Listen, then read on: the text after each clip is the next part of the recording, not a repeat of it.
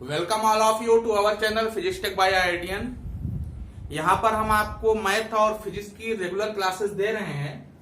तो फिजिक्स में आपका कुछ और टॉपिक चलता है, मैथ में कुछ और चलता है। हम दोनों लोग अपना अपना टॉपिक कवर करते रहते हैं। जैसा कि अगर हम मैथ सेशन की बात करें तो मैथ में हमने क्लास 11 के लिए सीक्वेंस एंड सीरीज कंप्लीट कर दिया है और फिर हम देखेंगे टाइम निकाल के उसमें हम आपको कुछ एक्स्ट्रा क्वेश्चन जरूर करवाएंगे। लेकिन सीक्वेंस एंड सीरीज खत्म करने के बाद हमने क्लास 11 का ही ट्रिग्नोमेट्री का चैप्टर स्टार्ट किया था। लेकिन बीच में हमने देखा कि कुछ लोगों को क्लास 12 के कुछ टॉपिक्स चाहिए, तो इसीलिए मैंने क्या किया कि अब ट्रिग्नोमेट्री को थोड़े देर के लिए स्टॉप करते हैं। जितना हमने अभी तक आपको ट्रिग्नोमेट्री में समझाया है उसको आप रिवाइज करते रहिए और उसको एकदम आप उसको एक अच्छे टॉपिक की तरह पढ़िए, क्योंकि बहुत ही इंपॉर्टेंट टॉपिक है। लेकिन उसको बीच में हम रोकते हुए इतना हमने आपको पढ़ा दिया है कि आपको किसी भी सब्जेक्ट में अगर ट्रिग्नोमेट्री का कोई भी इक्वेशन वगैरह मिलता है तो आप उसको सॉल्व कर सकते हैं। तो आज हमने सोचा कि अब हम आपके लिए क्लास 12 का टॉपिक स्टार्ट करें और क्लास 12 का टॉपिक स्टार्ट करते हैं हम। और हमने अभी जो टॉपिक स्टार्ट करने का सोचा है वो क्या है, मैट्रिसेस एंड डिटरमिनेंट्स। ये भी आपको बहुत जगह यूज में आते हैं, तो इसीलिए मैंने सोचा, क्योंकि ये फिजिक्स में भी बहुत ज्यादा यूज होता है, तो इसीलिए मैंने सोचा कि क्योंकि आपका बेसिक मैथ स्ट्रांग होना बहुत जरूरी है, इसीलिए हम आपको क्लास 12 का ये मैट्रिसेस एंड डिटरमिनेंट्स स्टार्ट करते हैं, ताकि आपको अगर कोई मैट्रिक्स कहीं मिले या कोई डिटरमिनेंट अगर आपको सॉल्व करने के लिए मिले तो आप उसमें परेशान ना हो। तो ये मैट्रिसेस एंड डिटरमिनेंट का पहला लेक्चर और क्लास 12 के लिए भी हमारा ये समझ लीजिए पहला लेक्चर ही है जो हम स्टार्ट कर रहे हैं मैट्रिसेस एंड डिटरमिनेंट से। तो मैट्रिसेस एंड डिटरमिनेंट्स को हम स्टेप बाय स्टेप पढ़ेंगे। काफी लंबा टॉपिक है, पढ़ने के लिए इसमें बहुत कुछ है। लेकिन आज हमारा जो पहला लेक्चर है वो हमारा बेसिकली होगा इसके डिफिनेशंस के ऊपर। इसके डिफिनेशंस और टाइप का ही हम डिस्कशन आज कर पाएंगे, क्योंकि इसमें मैट्रिसेस के बहुत सारे टाइप्स हैं। तो हम सबसे पहले बात करते हैं मैट्रिक्स की। मैट्रिक्स होती क्या है? अब हम चूंकि हर टॉपिक एकदम बेसिक से लेकर के स्टार्ट करते हैं, इसीलिए हम इसको भी एकदम बेसिक से ही स्टार्ट करते हैं। ये क्या होता है मैट्रिक्स? आप जब भी देखेंगे आपको ऐसे कुछ लिखा हुआ मिलेगा। मैट्रिक्स इस फॉर्म में लिखा हुआ मिलेगा, ब्रैकेट के फॉर्म में। तो मैट्रिक्स होता क्या है? ये एक सेट है, मतलब इसको यहां पे अरेंज किया जाता है कई सारे नंबर्स को in the form of some rows and some columns. मतलब इसमें कुछ तो रोज होंगे और ये कुछ कॉलम होंगे। तो सम रोज एंड सम कॉलम, रो और कॉलम के फॉर्म में अगर हम किसी नंबर्स को अरेंज कर देते हैं तो हम उसे मैट्रिक्स बोलते हैं। और यहां पे नीचे आपको कुछ नंबर्स कभी कभी क्या अक्सर लिखे हुए दिखेंगे, m क्रॉस n। तो यहां पे जो m और n है वो क्या होता है? m होता है नंबर ऑफ रोज और n होते हैं नंबर्स ऑफ कॉलम। मतलब इस मैट्रिक्स में कितने रोज हैं वो m डिनोट करता है और कितने कॉलम हैं वो n डिनोट करता है। तो अगर आपको हम ऐसे लिखें कि एक मैट्रिक्स हमारा I है और वो क्या है 33, तो ये I33 आपको नहीं पढ़ना है। ये एक मैट्रिक्स है जिसमें 3 रोज हैं और 3 कॉलम है। पहले वाला नंबर हमेशा रो को डिनोट करता है और बाद वाला कॉलम को डिनोट करता है। ये है हमारा बेसिक्स ऑफ फंडा। और मैट्रिक्स को एक फॉर्म में और लिखा जाता है, ऐसे हम लिख देते हैं AIJ। जो मैट्रिक्स को डिनोट करने का जो लेटर होता है वो हमेशा कैपिटल से रखते हैं, और अंदर जो उसके एलिमेंट होते हैं यहां पर जो लिखे होते हैं, अगर आपको जनरल फॉर्म में लिखना है तो आप उसको स्मॉल लेटर से ही लिखेंगे। तो अगर हम मैट्रिक्स को लिखना चाहें तो ये तो आपने समझ लिया कि इस फॉर्म में होता है, लेकिन हम लिखेंगे कैसे? आइए हम आपको एक मैट्रिक्स लिख के बताते हैं। AIJ। अब A क्या है? A को एक एलिमेंट है और I और J क्या है? मैंने अभी आपको बताया कि जो पहले लिखा होगा वो रो होगा और जो बाद में लिखा होगा वो कॉलम होगा। तो AIJ तो आपको समझ में आ गया। तो तो इसको अब इस फॉर्म में लिखते हैं। ये हमारा क्या होगा, पहला रो, फिर आएगा हमारा दूसरा रो, और ऐसे ऐसे अगर हम चलते जाएंगे तो हमारा आएगा mth रोज। और इसी हिसाब से इधर से हमारा आएगा पहला कॉलम, फिर आएगा हमारा दूसरा कॉलम, और ऐसे बढ़ते जाएंगे तो हमारा आएगा nth कॉलम। तो इस फॉर्म में आपको मैट्रिक्स को पढ़ना है। मतलब कोई नंबर था हमारे पास, उसको हमने इस फॉर्म में ऑर्डर कर दिया, मतलब एक सेट बना दिया इस फॉर्म में, जिसमें कुछ रोज होंगे और कुछ कॉलम होंगे। तो ये हमारा क्या पोजीशन है इसका, ये पहले रो में है और पहले कॉलम में है। तो इसका जो पोजीशन होगा वो क्या होगा, A11, मतलब एक एलिमेंट है जो पहले रो में है और पहले कॉलम में है। अगर हम यहां की बात करें तो A एक एलिमेंट है जिसकी पोजीशन क्या है, पहले रो में है, लेकिन कॉलम कौन सा है, दूसरा।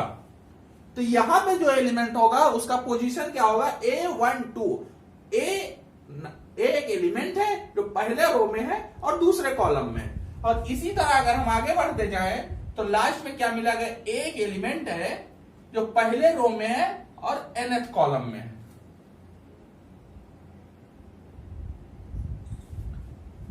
अगर इतना आपको समझ में आएगा, आ गया होगा, तो बाकी का आपको समझ में आ जाएगा।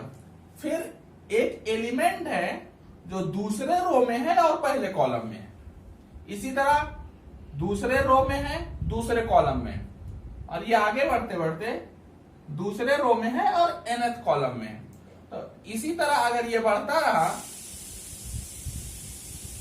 तो हमें जो लास्ट में मिलेगा वो mth रोज में होगा, पहले कॉलम में होगा, mth रोज में होगा, दूसरे कॉलम में होगा, और जो सबसे लास्ट में होगा वो क्या होगा, mth रोज में होगा और nth कॉलम में होगा। तो ये है हमारा मैट्रिक्स को डिनोट करने का तरीका। मैट्रिक्स आपको हमेशा इसी फॉर्म में मिलेगी। तो ये होता है मैट्रिक्स का जो बेसिक स्ट्रक्चर, वो ऐसा ही होता है।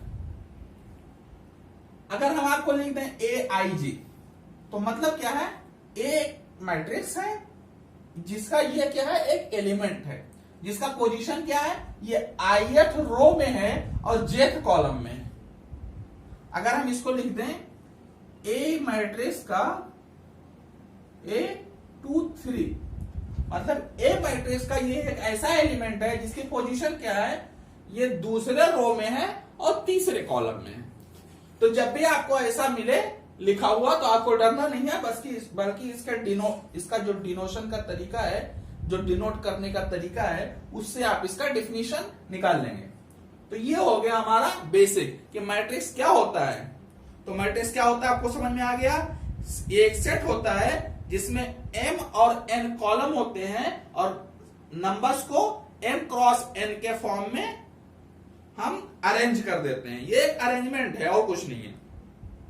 तो मैट्रिक्स अगर आपको समझ में आ गया हो तो अब हम इसके टाइप्स की बात करते हैं। इसको रहने दें तो समझने में आसानी होगी। अब हम आते हैं types of matrix.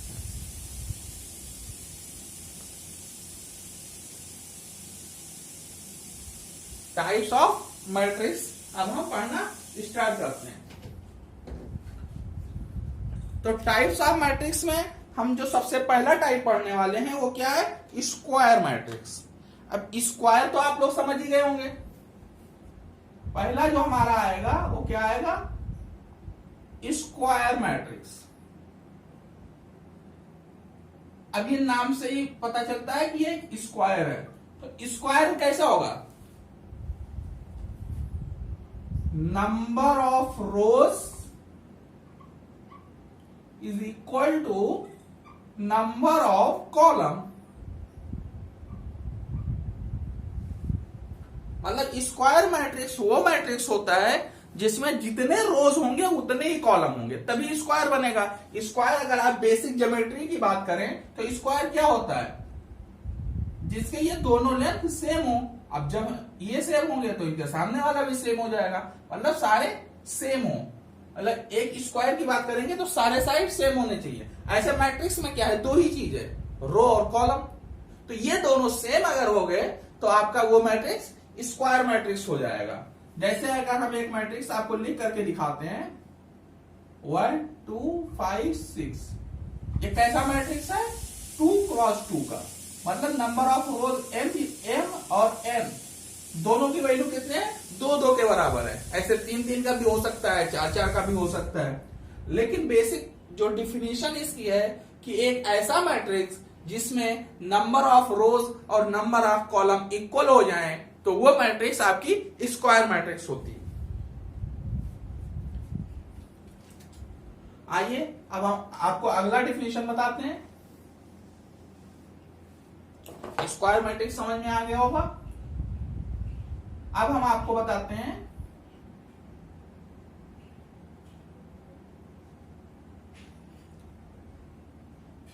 Horizontal matrix. Horizontal matrix नाम में ही इसका डिफिनीशन रखा हुआ है। आपको ज्यादा कुछ याद करने की जरूरत नहीं है, लेकिन इसका नाम अगर आपको याद रहा तो आप इसका डिफिनीशन बड़ी आसानी से बता सकते हैं। हॉरिजॉन्टल मैट्रिक्स मतलब क्या है? सब कुछ हॉरिजॉन्टल है, मतलब इसमें कॉलम क्या होगा? कम होंगे, कॉलम आपके ज्यादा होंगे और ये इन द फॉर्म ऑफ रोज रहेगा। हॉरिजॉन्टली ये फैला हुआ है।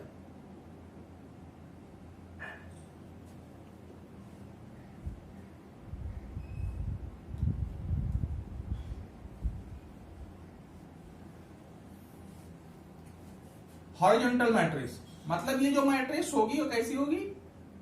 ऐसे एक लंबी सी मैट्रिक्स होगी, या यूं कहें इसमें एक ही रो होगा। ये भी बोल सकते हैं कि एक ही रो तो भी सिर्फ हॉरिजॉन्टली दिखेगी, लेकिन बेसिक जो इसका डिफिनीशन है वो क्या है कि n is greater than m, मतलब नंबर ऑफ कॉलम जो होंगे वो नंबर ऑफ रो से ज्यादा होंगे।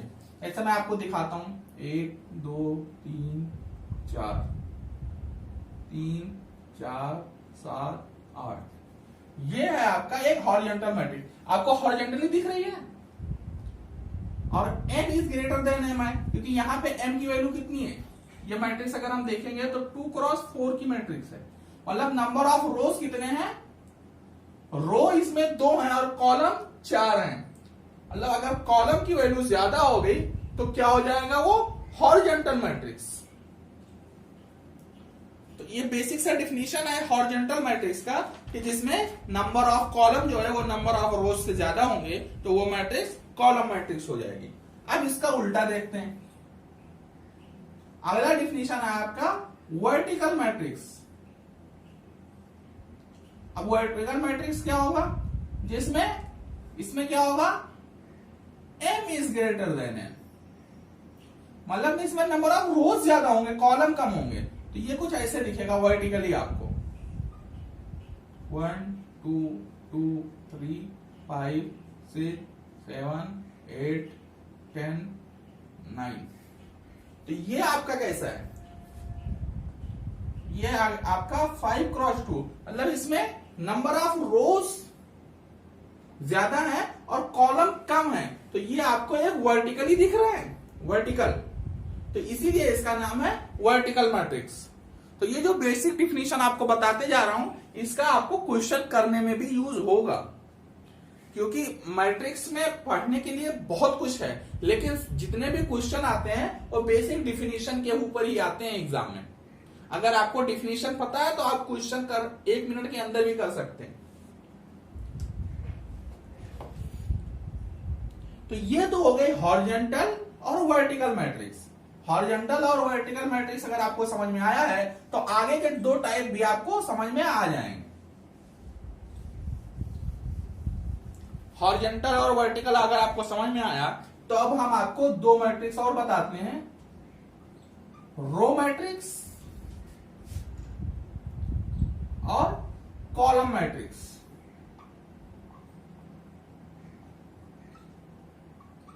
अब देखिए रो मैट्रिक्स, ये क्या होगा? सिर्फ रो होगा इसमें, मतलब इसमें एक ही रो होगा। रो मैट्रिक्स क्या होगा? जिसमें एक ही रो होगा।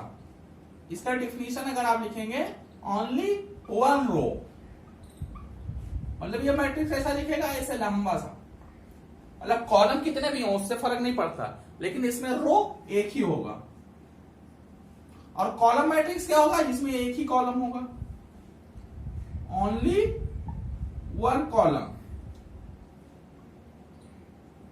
देखिए इसकी डिफिनीशन जो है वो ज्यादा टफ नहीं है, लेकिन इसके नाम में ही रखे, बस आपको नाम याद रखना है। अगर आपके बोर्ड के एग्जाम में आता है define matrix and it's type, तो आपको क्या करना है, सबसे पहले आपको बताना है कि मैट्रिक्स एक नंबर्स का अरेंजमेंट है, जहां पे हम m क्रॉस n के फॉर्म में उसको अरेंज करते हैं, जहां पे m क्या है, रो को डिनोट करता है और n कॉलम को डिनोट करता है। और उसके बाद आप एक ऐसा बना के दिखा देंगे कि हाँ ये इस फॉर्म का होता है। फिर टाइप्स ऑफ मैट्रिक्स में अभी तक मैं 5 टाइप तक ही पहुंचा हूं। सबसे पहले आप बताएंगे स्क्वायर मैट्रिक्स, सबसे आसान है, रो और कॉलम बराबर हो गए। हॉरिजॉन्टल मैट्रिक्स, जिसमें हॉरिजॉन्टली दिखेगा, मतलब नंबर ऑफ कॉलम जो है वो रो से ज्यादा होंगे। फिर आप बताएंगे वर्टिकल मैट्रिक्स, मतलब वो वर्टिकली दिखेगा। आपको इतना याद रखना, वर्टिकली कब दिखेगा, जब कॉलम कम हो और रोज बढ़ाते चले जाएं, तभी वो नीचे चला जाएगा बढ़ता हुआ, तो वो कॉलम मैट्रिक्स हो जाए। हॉरिजॉन्टल मैट्रिक्स और वर्टिकल मैट्रिक्स सिंपल सा डिफिनीशन है, एक ऐसा मैट्रिक्स जिसमें नंबर ऑफ रोज सिर्फ 1 होंगे। कॉलम मैट्रिक्स क्या होगा, जिसमें नंबर ऑफ कॉलम सिर्फ एक ही होंगे। बाकी अगर आपको लैंग्वेज ढूंढना है तो आपको अपनी बुक में बहुत सारे लैंग्वेज मिल जाएंगे, लेकिन आपको याद रखने के लिए यही कॉन्सेप्ट आपको याद रखना है। फिर हम आगे बढ़ते हैं और अगला डिफिनीशन आपको बताते हैं। ये दोनों एक जैसे थे इसलिए मैंने दोनों आपको साथ में बताया। इसके बाद अब हम आगे बढ़ते हैं, अगला डिफिनीशन है हमारा diagonal matrix.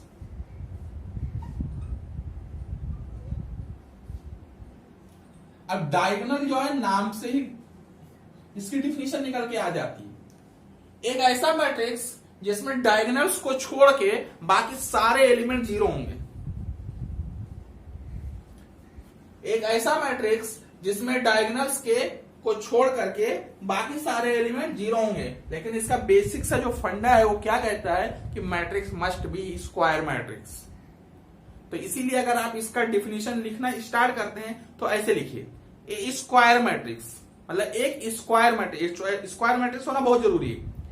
A square matrix in which only diagonal elements are available, rest are 0, मतलब बाकी सब 0 होंगे। मतलब मान लेते हैं ए एक मैट्रिक्स है और इसको डायगोनल मैट्रिक्स हम बना रहे हैं 3x3 का, स्क्वायर मैट्रिक्स होना चाहिए।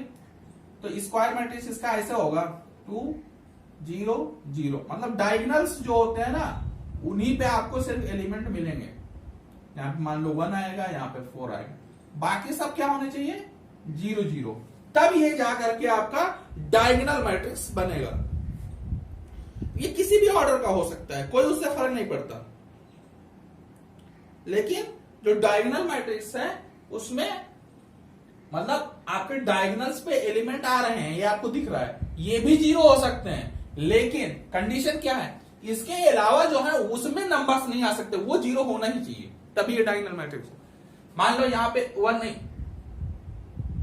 यहां पे भी 0 आ सकता है, लेकिन यहां पे 1 या 2 नहीं आ सकता। ये इसकी कंडीशन है डायगोनल मैट्रिक्स की। तो डायगोनल मैट्रिक्स वही मैट्रिक्स होगा जिसमें डायगोनल एलिमेंट के अलावा बाकी सब एलिमेंट 0 होंगे, और ये स्क्वायर मैट्रिक्स होना ही चाहिए। अब इसको ऐसे भी तो लिख सकते हैं, डायगोनल 2 0 4। ए क्या है, ए एक ऐसा मैट्रिक्स है जिसके डायगोनल्स 2 0 4 है, मतलब ये सीधे बता रहा है कि ये डायगोनल मैट्रिक्स है। डाया लिखेंगे तो डायमीटर भी लोग पढ़ सकते हैं, डाय लिखते हैं, मतलब कुछ भी अगर ऐसे लिखा हुआ आता है आपको शॉर्ट फॉर्म में तो आप ये समझ जाएंगे कि ये डायगोनल मैट्रिक्स है, इसमें 2 0 4 इसके डायगोनल एलिमेंट्स हैं।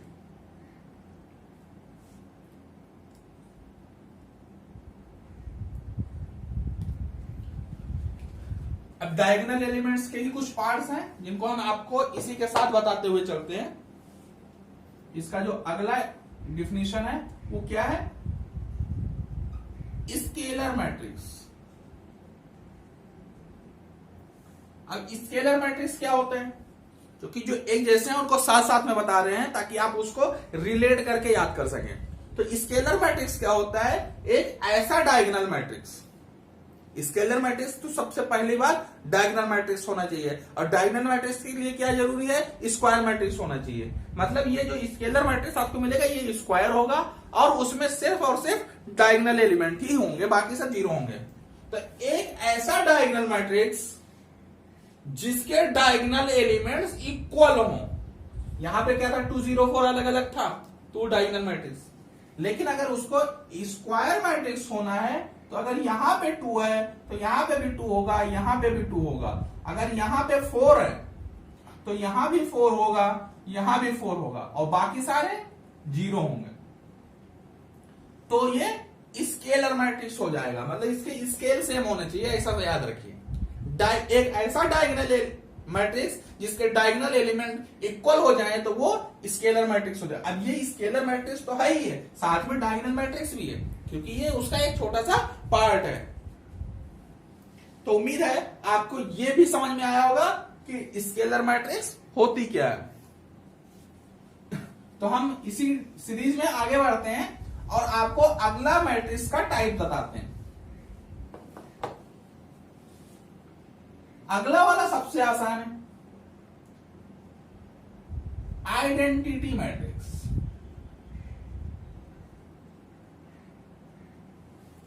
आइडेंटिटी मैट्रिक्स, आइडेंटिटी मतलब यूनिट, मतलब ये आइडेंटिटी है। अब ये भी डायगोनल का ही पार्ट है। एक वहां स्केलर मैट्रिक्स क्या था? एक ऐसा डायगोनल मैट्रिक्स जिसके डायगोनल एलिमेंट इक्वल हो जाएं, तो वो स्केलर मैट्रिक्स। अब आइडेंटिटी मैट्रिक्स का डिफिनीशन क्या लिखेंगे? एक ऐसा स्केलर मैट्रिक्स या एक ऐसा डायगोनल मैट्रिक्स जिसके डायगोनल एलिमेंट 1 1 हो जाएं।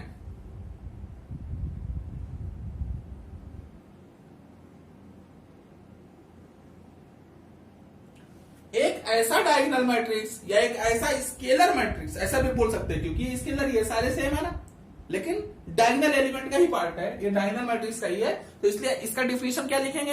एक ऐसा डायगोनल मैट्रिक्स जिसका डायगोनल एलिमेंट 1 हो। स्केलर में क्या था? इक्वल हो, मतलब कुछ भी हो सकते हैं। लेकिन आइडेंटिटी क्या है? यूनिट मैट्रिक्स है, तो ये कह रहा है यूनिट वैल्यू ही होनी चाहिए। तो एक ऐसा डायगोनल मैट्रिक्स जिसके डायगोनल एलिमेंट। तो उम्मीद है आपको समझ में आया होगा हमारा आइडेंटिटी मैट्रिक्स। लेकिन एक ऐसा डायगोनल मैट्रिक्स जिसके डायगोनल एलिमेंट 1 हो तो क्या हो जाता है? Identity matrix. अब हम आपको अगली डिफिनीशन बताते हैं। क्या है? Null matrix. नाम से ही क्लियर है, जितने भी डिफिनीशन है सारे नाम से ही क्लियर है। मतलब नल मैट्रिक्स, नल मतलब 0, मतलब एक ऐसा मैट्रिक्स जिसके सारे एलिमेंट 0 होंगे वो क्या हो जाएगा? Null matrix. इसमें ऑर्डर कोई जरूरी नहीं है कि ऑर्डर क्या होना चाहिए, ऑर्डर के बारे में इसमें कुछ नहीं कहा गया है। तो एक ऐसा मैट्रिक्स जिसके सारे एलिमेंट 0 हो, ये देखिए 2 क्रॉस 2 का नल मैट्रिक्स, नल मैट्रिक्स है। ऑर्डर क्या है उससे कोई फर्क नहीं पड़ता, मतलब 2 रो है 2 कॉलम, तो 2 क्रॉस 2 n क्रॉस n के फॉर्म में लिखते हैं, मैंने आपको पहले ही बता दिया था। और ऑर्डर क्या होना चाहिए कोई फर्क नहीं पड़ता। ये देखिए एक और बढ़ा, ये 3 क्रॉस 4, 3 रो और 4 कॉलम, ये भी क्या है? नल मैट्रिक्स है। ऑर्डर क्या है? 3 क्रॉस 4। तो ऑर्डर से फर्क नहीं पड़ता नल मैट्रिक्स में। तो उम्मीद है आपको नल मैट्रिक्स भी समझ में आया होगा, क्योंकि इसमें ज्यादा कुछ समझने के लिए आया नहीं, आपको डिफिनीशन याद रखने हैं और समझ के रखना है। और अब हम आगे बढ़ते हैं और आपको समझाते हैं जो हमारे, समझ लीजिए टाइप्स इसके खत्म ही होने वाले हैं, 2 मेन टाइप्स और बचे हुए हैं, ये भी मैं आपको बताता चलूं। अपर ट्रायंगुलर,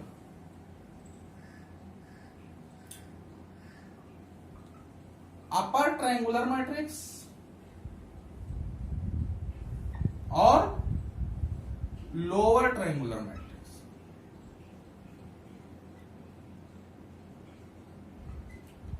अपर ट्रायंगुलर और लोअर ट्रायंगुलर मतलब मैट्रिक्स क्या होंगे, ट्रायंगल के फॉर्म में होंगे, तो या तो ऊपर वाला ट्रायंगल या नीचे वाला ट्रायंगल। तो इसका जो बेसिक कॉन्सेप्ट है वो क्या है, ये सबसे पहले स्क्वायर मैट्रिक्स होना चाहिए, क्योंकि जब हम स्क्वायर की बात करते हैं तो इसके सारे साइड सेम होते हैं। और ये रहा हमारा डायगोनल। अगर हम इसमें मान लो इस तरह का कोई मैट्रिक्स होता है तो डायगोनल्स तो हमारा यहां आके खत्म हो जाएगा, तो आगे का पार्ट हमारा वेस्ट हो जाएगा।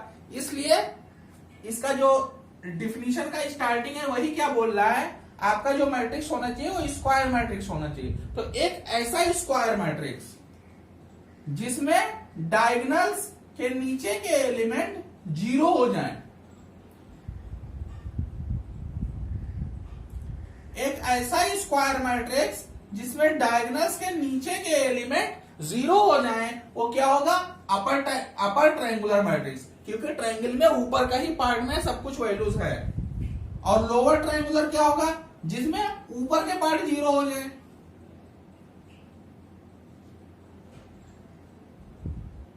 तो आप रिलेट करके याद रखेंगे तो आपको ज्यादा याद रहेगा। तो ये तो बात हो गई समझने की। अब एग्जाम में लिखेंगे कैसे, अगर कोई मैट्रिक्स ए है जिसको हम ए आई जे के फॉर्म से डिनोट करते हैं, तो ये क्या होगा, ये अपर ट्रायंगुलर जब होगा जब आई इज ग्रेटर देन जे पर ए आई जे हमारा 0 हो जाएगा, और आई लेस देन जे पर ए आई जे अगर 0 हो गया तो हमारा क्या हो जाएगा, लोअर ट्रायंगुलर हो जाएगा। अब इसको समझने की कोशिश करते हैं। ए आई जे अगर हम लिख रहे हैं तो कोई एक एलिमेंट मान लो लिखने की कोशिश करते हैं, A23 इसकी वैल्यू कितनी आनी चाहिए, 0 आनी चाहिए या नहीं आनी चाहिए, इसको पहले क्लियर करते हैं। अगर i is greater than j है तो 0 होनी चाहिए। तो इसमें क्या है, i तो छोटा है और j बड़ा है, मतलब 0 नहीं होनी, हो भी सकती है लेकिन कंपलसरी नहीं है। तो A23 की वैल्यू से निकाल के देखते हैं। दूसरा रो और तीसरा कॉलम कितना है, 6। अब एक इसका एग्जांपल लेते हैं जहां j से बड़ा i हो, तो ले लेते हैं A32 मतलब A32 तीसरा रो और पहला कॉलम कितना है, 0। जब भी i is greater than j होगा तो ये 0 हो जाएगा। और यही सेम कॉन्सेप्ट इसमें लगता है, पर i लेस देन j का इसमें कॉन्सेप्ट है। तो उम्मीद है आपको ये मैट्रिक्स का डिफिनीशन और उसके टाइप्स के डिफिनीशन आपको अच्छे से समझ में आ गए होंगे।